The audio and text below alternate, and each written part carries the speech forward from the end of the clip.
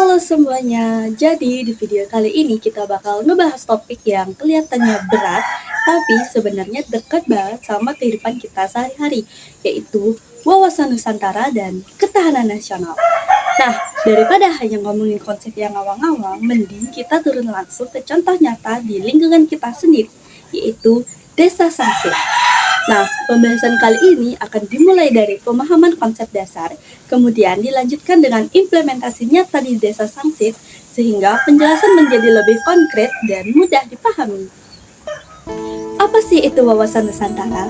Wawasan Nusantara adalah cara pandang bangsa Indonesia mengenai diri dan lingkungannya berdasarkan Pancasila dan UUD 1945 yang menekankan persatuan wilayah, penghargaan terhadap keberagaman, serta mendahulukan kepentingan nasional di atas kepentingan pribadi maupun kelompok.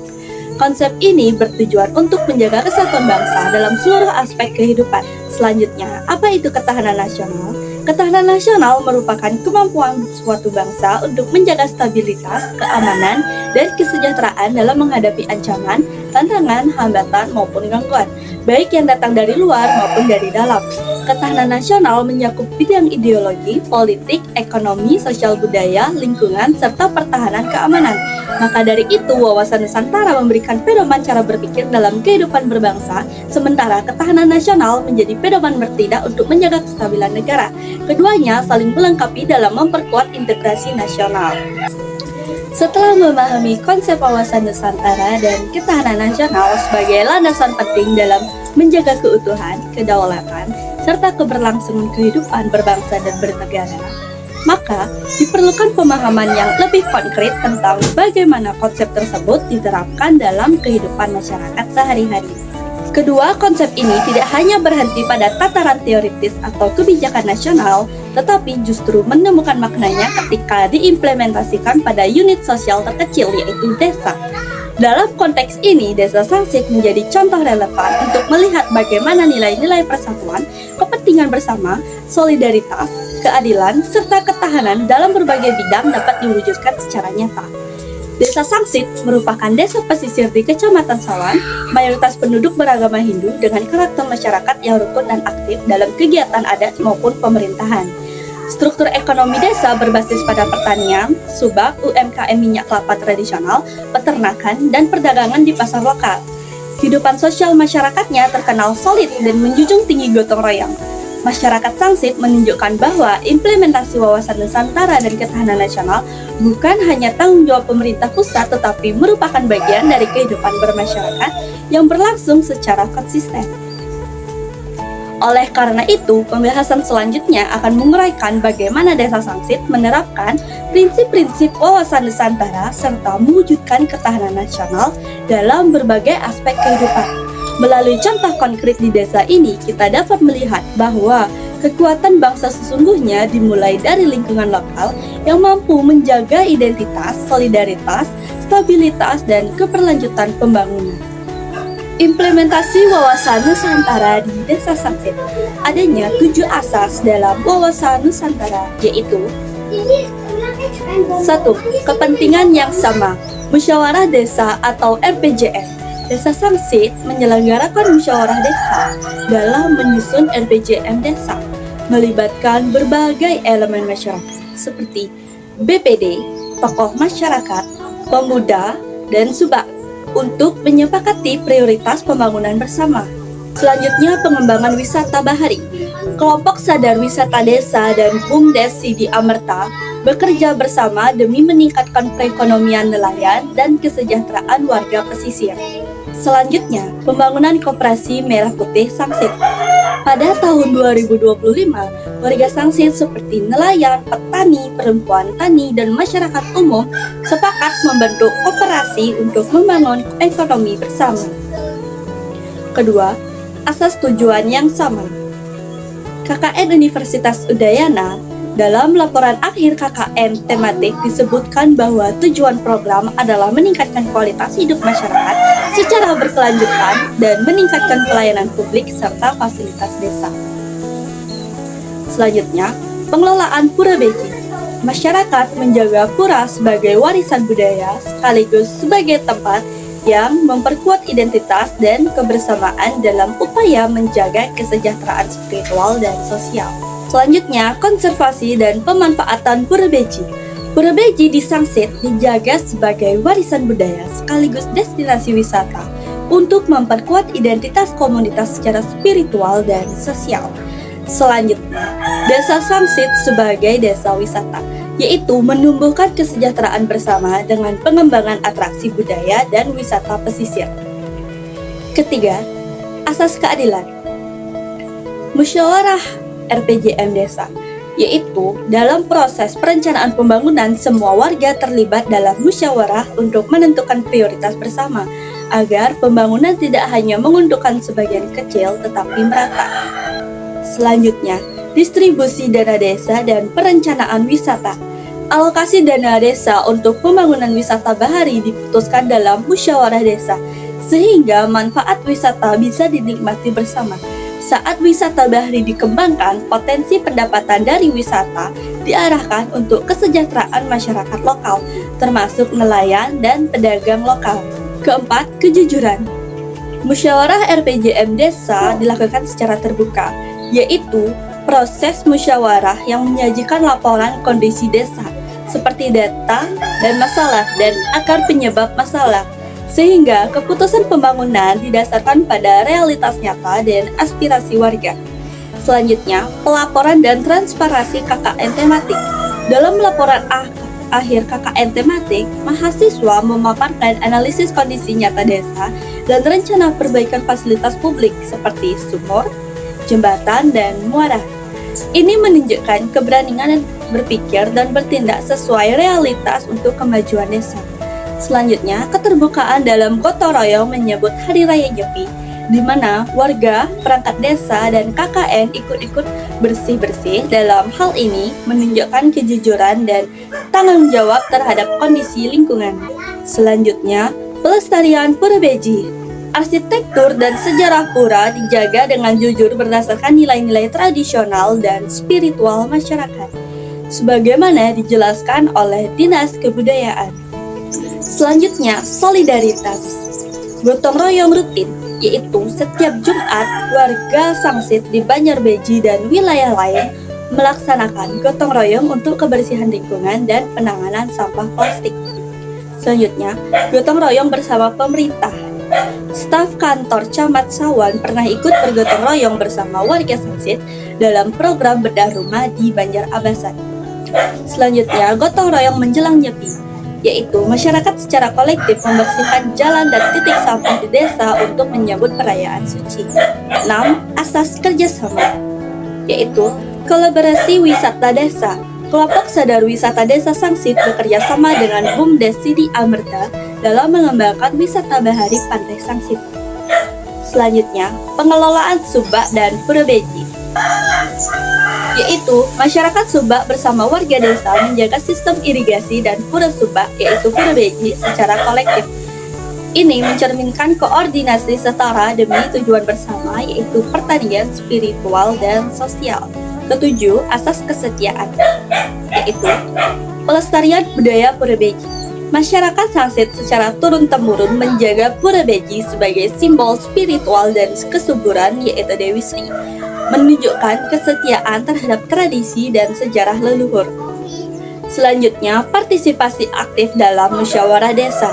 Warga konsisten hadir dan berpartisipasi dalam musyawarah perencanaan pembangunan atau RPJM, mencerminkan kesetiaan terhadap kesepakatan bersama dan pembangunan berkelanjutan. Selanjutnya, kesetiaan warga terhadap keputusan bersama melalui musyawarah desa dan keterlibatan aktif dalam koperasi, yaitu Koperasi Merah Putih. Warga menunjukkan komitmen jangka panjang untuk kerjasama dan pembangunan bersama. Sedangkan, bagaimana implementasi ketahanan nasional di Desa Sangsit? 1. Ketahanan ideologi.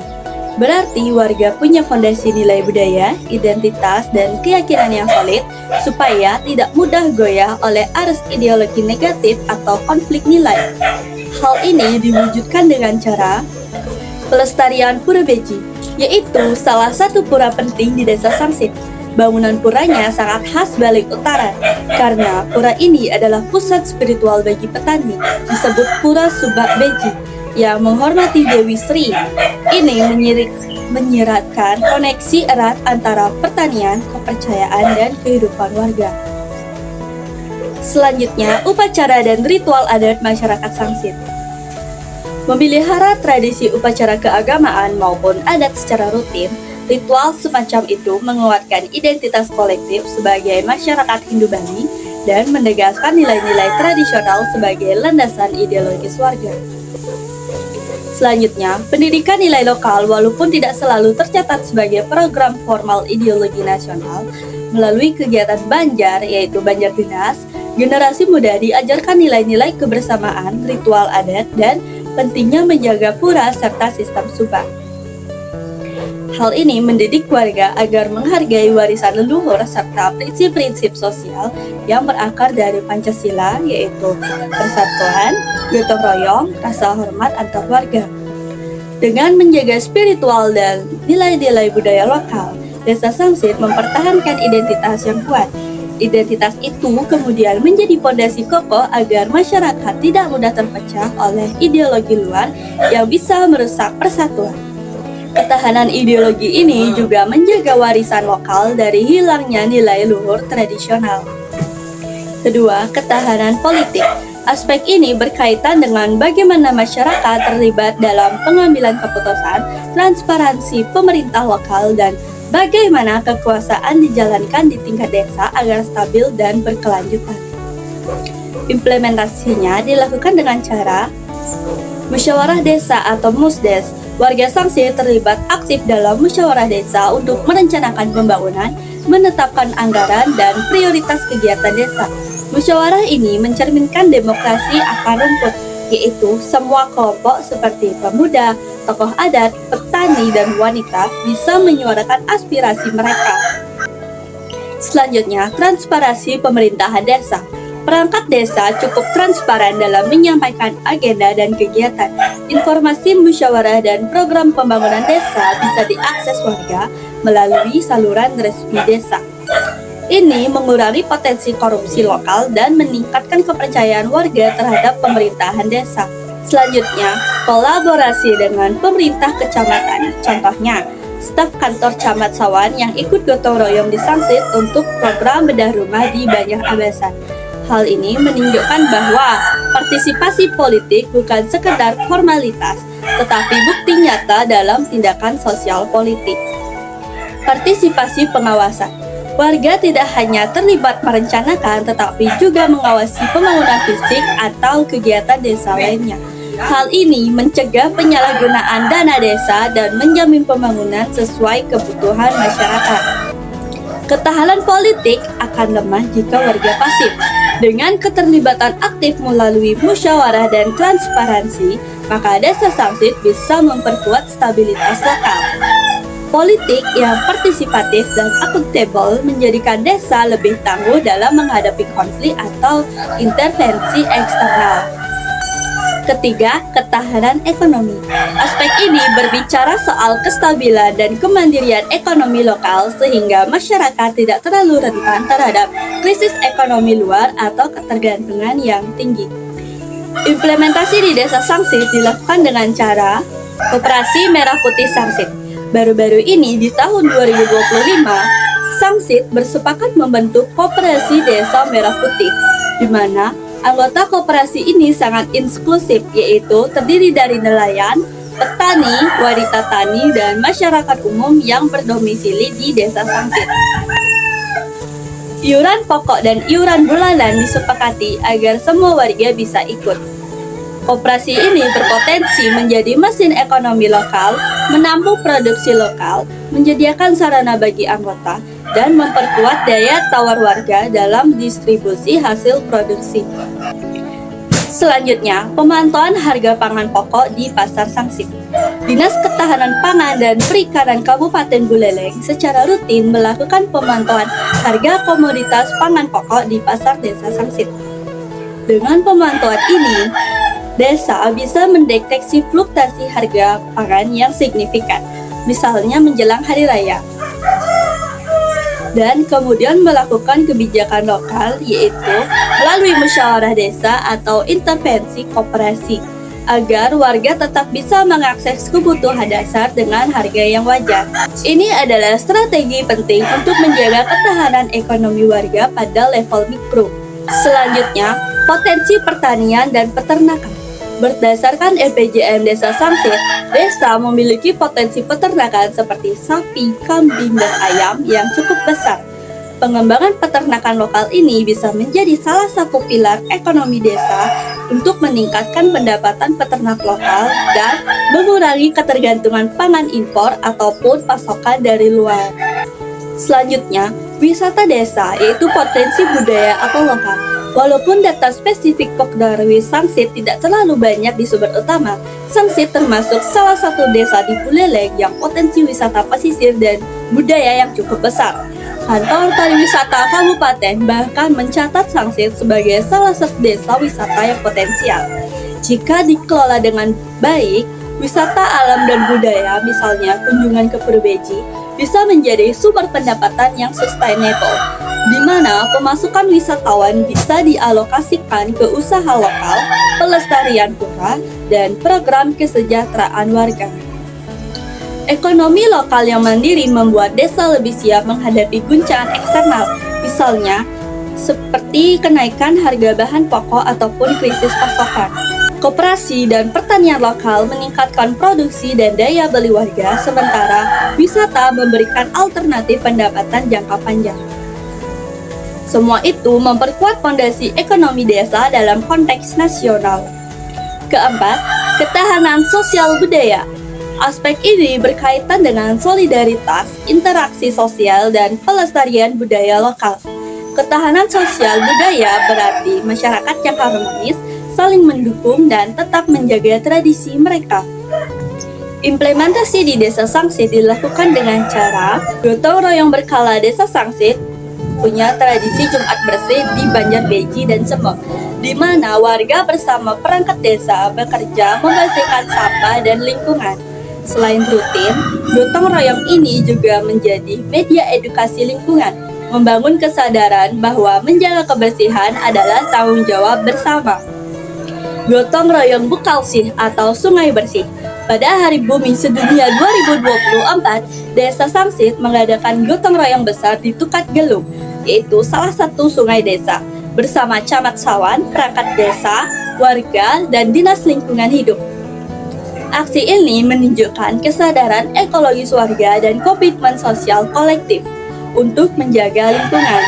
Karena sungai yang kotor sama dengan potensi banjir ditambah penyakit, maka menjaga sungai adalah bagian wujud ketahanan sosial dan lingkungan sekaligus. Selanjutnya, kerjasama lintas lembaga dalam kegiatan bersih sungai. Misalnya, tidak hanya warga desa yang terlibat, tetapi juga aparat kecamatan dan dinas lingkungan. Kolaborasi semacam ini memperkuat hubungan sosial antar institusi lokal dan warga, menciptakan rasa kepemilikan bersama atas program pembangunan dan pelestarian lingkungan. Selanjutnya, pelestarian tradisi dan identitas lokal.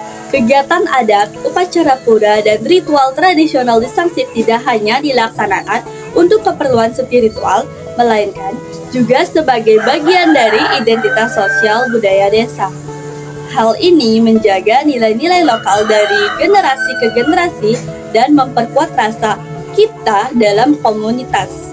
Ketahanan sosial budaya membuat masyarakat desa tidak mudah tercerai-berai. Solidaritas, gotong royong, dan pelestarian tradisi menciptakan ikatan sosial yang kuat.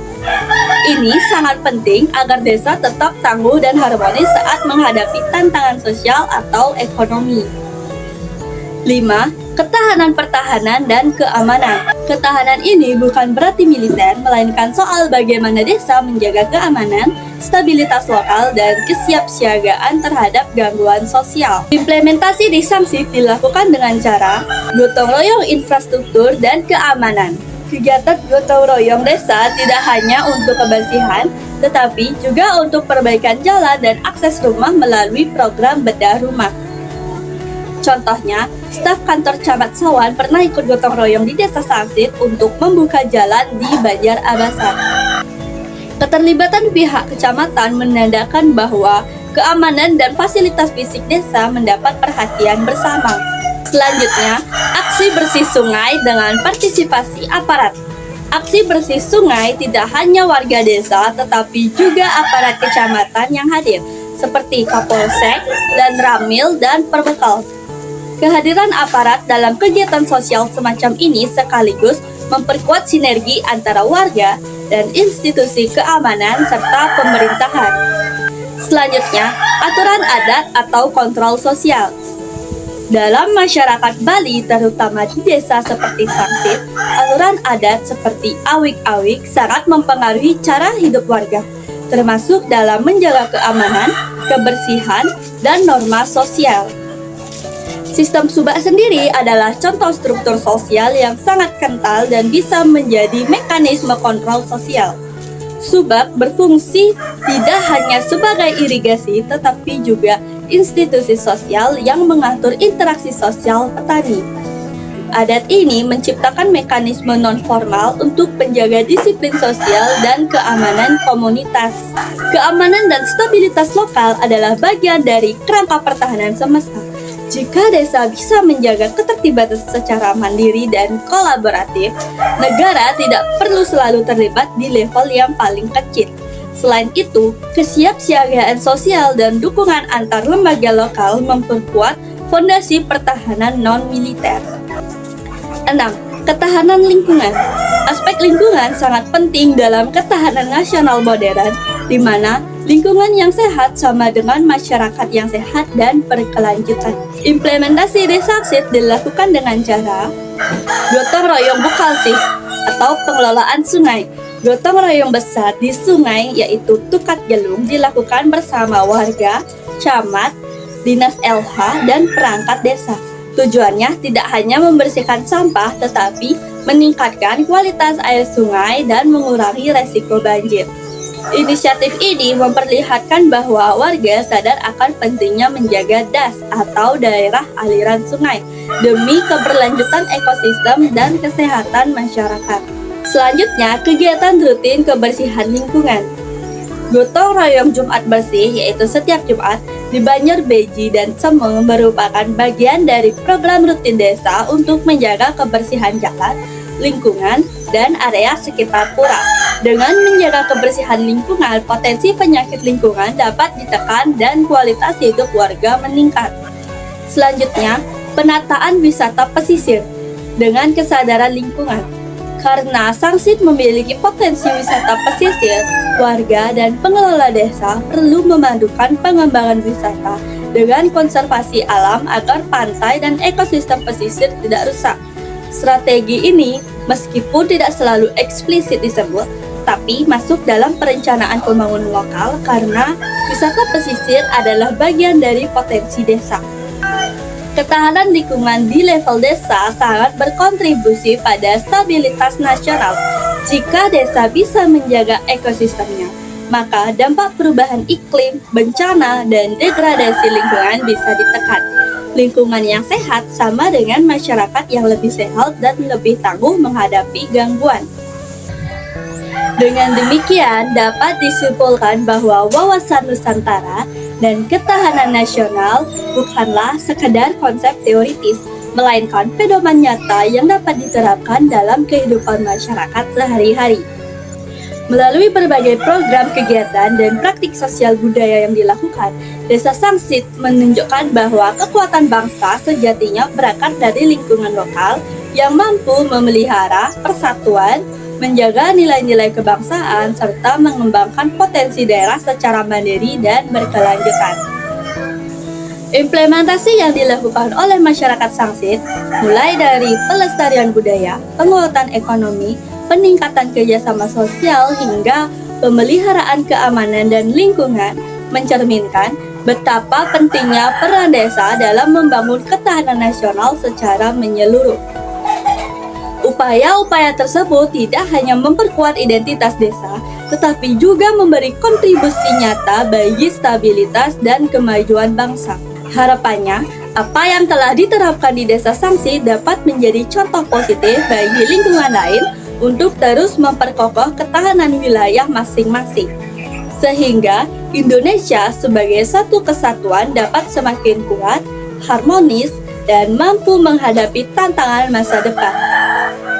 Semoga pemahaman dan penerapan nilai-nilai kebangsaan ini terus terjaga dan diwariskan kepada generasi berikutnya demi tercapainya masyarakat yang sejahtera, aman, dan berdaya saing.